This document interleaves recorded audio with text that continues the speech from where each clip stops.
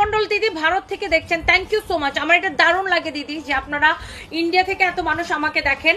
আমার পরা এই সুন্দর ড্রেসটা আপু একদম অনেক রিজনেবল প্রাইসে কটনের মধ্যে ড্রেসটা কিন্তু বানানোই থাকবে। আর ড্রেসের দোপাট্টাটা বেশি সুন্দর, হ্যাঁ দোপাট্টাটা বেশি সুন্দর। ডলি আক্তার আপু হয় নাই, ড্রেসটা সুন্দর আছে কটনের মধ্যে। আর এটা হচ্ছে পুরা এমব্রয়ডারি করা, পুরা এমব্রয়ডারি করা, এই জন্য প্রাইসটা আন্দাজ করে বলবেন। হ্যাঁ পুরা এমব্রয়ডারি করা, এই জন্য প্রাইসটা আন্দাজ করে বলবেন। এটা হচ্ছে ড্রেসের হাতাটা, মাশাআল্লাহ অনেক সুন্দর কটনের মধ্যে ড্রেসটা। এটা হচ্ছে আপনার দামানটা, হ্যাঁ নিচের দিকের ডিজাইনটা দেখেন, নিচের দিকের ডিজাইনটা দেখেন, অনেক অনেক অনেক অনেক সুন্দর। দেখছেন এটার বডি কত?